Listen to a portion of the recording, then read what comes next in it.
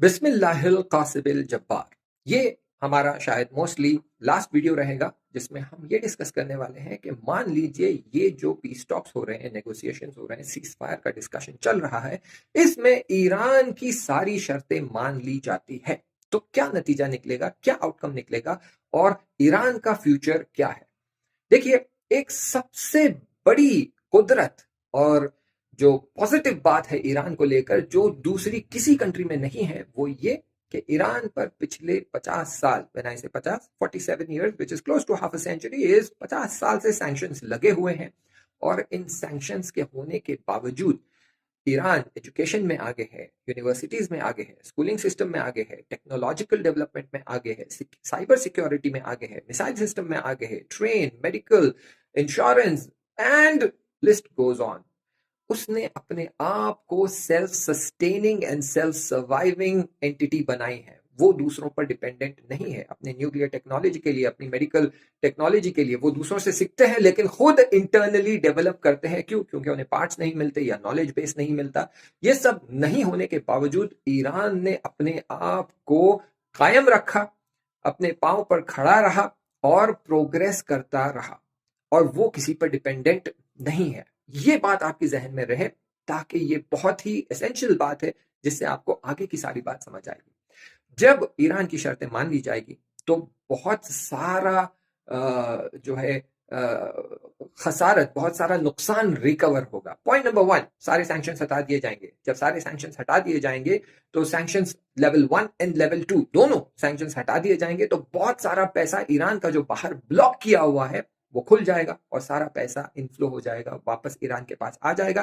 तो अचानक ईरान के पास बहुत ज्यादा दौलत आ जाएगी जिससे वो अपना इंफ्रास्ट्रक्चर बना सकता है। बेहतरीन स्कूल्स, बेहतरीन रोड्स, बेहतरीन हाईवेज, बेहतरीन एयरपोर्ट्स, बेहतरीन मेडिकल सिस्टम, बेहतरीन हॉस्पिटल्स, बेहतरीन यूनिवर्सिटी, सब कुछ वो बना सकता है। क्यों? क्योंकि अब फंड्स फ्लो आना शुरू हो गए हैं। जो रुकावट थी वो हट गई और पैसे आना शुरू हो गए। ये पॉइंट नंबर 1। पॉइंट नंबर 2, जंग की वजह से जो खसारत हुई है वो रीपे करना पड़ेगा और वो कोई छोटा अमाउंट नहीं होगा, वो बिलियंस ऑफ डॉलर्स में जाएगा। तो बिलियंस ऑफ डॉलर्स खसारत मिलेगी यानी और पैसा ईरान के पास आएगा। ये point number 2। Point number 3, straight of Hormuz से जाने के लिए आपको टैक्स भरना पड़ेगा या टोल भरना पड़ेगा। दोनों हालत में ईरान ने डिक्लेयर किया है कि हर शिप से हम $2 मिलियन लेंगे। और आप जानते हैं हर दिन 50 से 100 और कभी कभी नंबर बढ़कर 200-400 शिप्स तक भी चला जाता है। तो अगर हम कहते हैं कि हर दिन कम से कम 200 शिप्स जा रहे हैं इनटू 2 मिलियन, तो हम कह रहे हैं $400 मिलियन पर डे की इनकम होगी ईरान की। यानी हर हफ्ते we are talking about $2 billion. हर हफ्ते, अगर 5 दिन हम हफ्ते में काउंट कर रहे हैं, सैटरडे संडे छुट्टी भी होती है, तो हर हफ्ते ईरान को $2 बिलियन मिलेंगे। और $2 बिलियन इंटू 52 वीक्स आप कर लेंगे तो हर साल उसे $105 बिलियन सिर्फ सेल्स टोल टैक्स में मिलेगा। और $105 billion is a lot of money. तो फिर से इनफ्लो ऑफ फंड्स स्टार्ट हो जाएंगे जिसकी वजह से ईरान की technological development, medical development, infrastructural development एक नए लेवल पर, एक नए पिक पर पहुंच जाएगी जिसकी कोई सीमा और जिसकी कोई रेस्ट्रिक्शन और हम जो कहते हैं जिसकी कोई लिमिट नहीं होगी। तो ईरान बहुत तेजी से तरक्की की तरफ बढ़ने लग जाएगा। तो आज जिस तरह आप वेस्टर्न वर्ल्ड को देखते हैं और सोचते हैं कि भाई यहाँ तो जाना चाहिए, ये बहुत ही हमारे लिए जन्नत की तरह है, यहाँ हमारे ख्वाब पूरे होते हैं, वो तवज्जो सारे कंट्रीज से पलटकर ईरान की तरफ आ जाएगी। और वो सारे कंट्रीज जिनकी तरफ आप जाते हैं, ये सारे कंट्रीज जालिम कंट्रीज है। ये अफ्रीकन रीजन्स में जाते हैं, वहां के लोगों पर जुल्म करते हैं, वहां से उनसे माइनिंग करवाते हैं और उनका माल और उनके जो प्रेशियस मटेरियल्स एंड मेटल्स है वो लेकर आते हैं और कौड़ियों के दाम उन्हें देते हैं। वीडियोस, मूवीज बहुत मौजूद है। मूवी मौजूद है ब्लड डायमंड, आप देखिए कि किस तरह कत्ले आम करके वहां से हीरे निकाले जाते हैं। गोल्ड माइंस में क्या होता है आप थोड़ी सी रिसर्च करेंगे तो आप जानते हैं। तो चाहे फिर वो नॉर्थ अमेरिका हो जिसमें Canada, America, England, Germany, France, Poland, Belgium, ये सारे मिडिल ईस्टर्न कंट्रीज जो है, स्पेन वगैरह, ये सारे कॉलोनीज बना चुके थे और लोगों पर जुल्म करके माल कमाया है। और अब भी कई ऐसे कंट्रीज है जिनकी कॉलोनीज बाकी है अफ्रीका में और वो अभी भी माल लूट रहे हैं। तो ये सारी जुल्म की कंट्रीज हैं।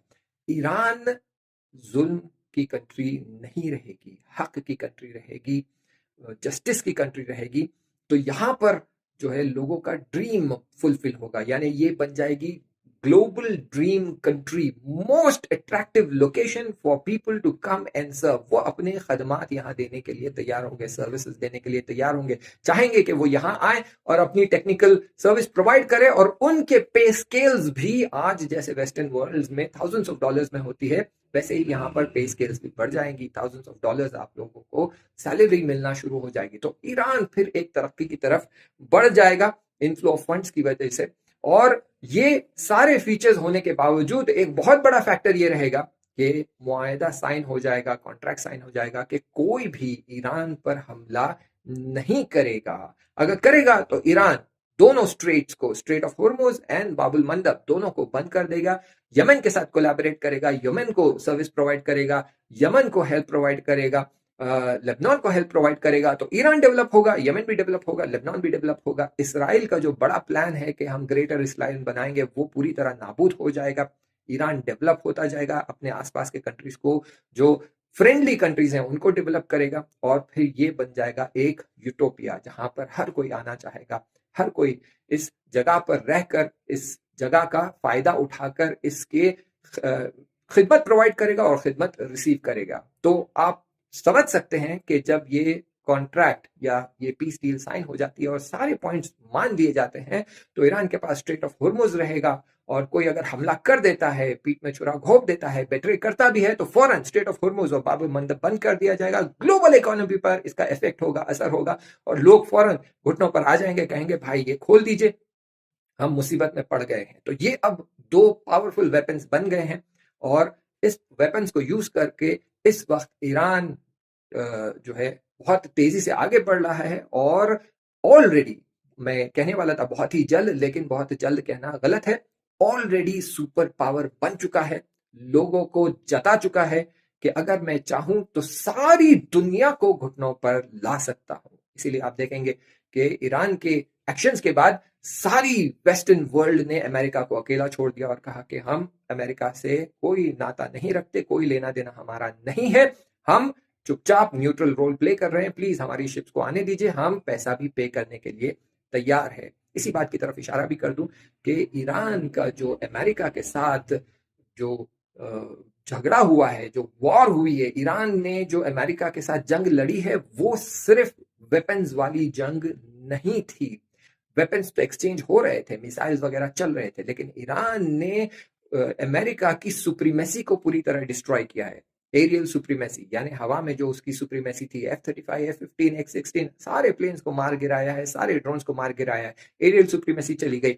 मोरालिटी, अमेरिका जो ये कहता था कि हम ह्यूमन राइट्स के डिफेंडर्स है, जहां भी ह्यूमन राइट्स पामाल हो रहे हैं हम आएंगे, बचाएंगे, उसे भी पूरी तरह पामाल कर दिया है। आज दुनिया ने देख लिया है कि अमेरिका ह्यूमन राइट्स का डिफेंडर नहीं है, बल्कि एक जालिम कंट्री है जो ये कह रहा है कि I will wipe out a whole civilization, the whole civilization is going to die tonight. यानी उसके लिए इंसानी जान की कोई वैल्यू और कोई अहमियत नहीं है। तो मोरल लेवल से भी डिस्ट्रॉय कर दिया, इकोनॉमिक लेवल से डिस्ट्रॉय कर दिया, बिलियंस ऑफ डॉलर्स वो डेट में डूब गया है।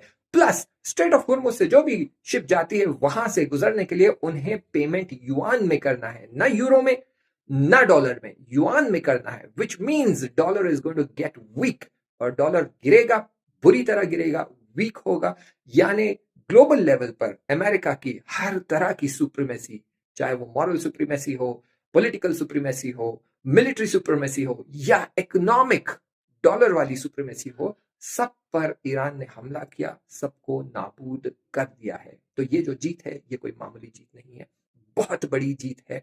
और इंशाल्लाह दुआ करते रहिए, जैसे हमने आपसे कहा कि तवस्सुल, दुआ, तवक्कुल और नमाज इस्तिगासा, दुआ तवस्सुल, सूरह फतह और सैफ सज्जादिया की दुआ, ये सब पढ़ते रहिए ताकि ईरान को फाइनल कामयाबी भी मिल जाए और ईरान वैसे ही प्रोग्रेस करे जैसे हमने आज वीडियो में डिस्कस किया है, ताकि दुनिया में जालिमों का खात्मा हो और वो ज़मीना तैयार हो जाए कि इमाम ज़माना अज्जलल्लाहु ताला फरजहु शरीफ ज़ुहूर करे और अदालत की हुकूमत कायम करे। अल्लाहुम्मा सल्लि अला मुहम्मद व आलि मुहम्मद व अज्जिल फरजहुम।